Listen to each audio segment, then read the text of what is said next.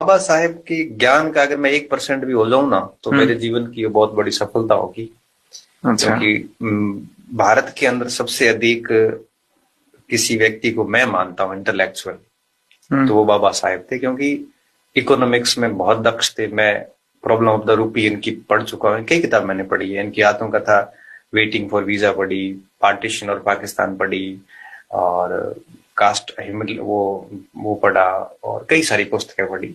बाबा साहब बहुत ब्रिलियंट व्यक्ति थे। उस समय का पीएचडी, डीलेट, जितनी डिग्री थी सारी करी। हम्म। ऐसा इंटेलेक्चुअल व्यक्ति भारत में पैदा नहीं हुआ, मतलब उस समय के भारत में। जब कॉन्स्टिट्यूशन बन रहा था, हमारी ड्राफ्टिंग कमेटी के कुछ लोग अमेरिका गए थे कि कॉन्स्टिट्यूशन कैसे ड्राफ्ट करना है।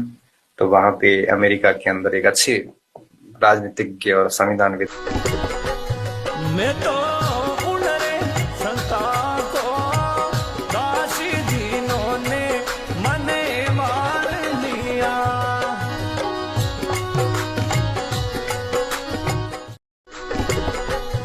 मैं तो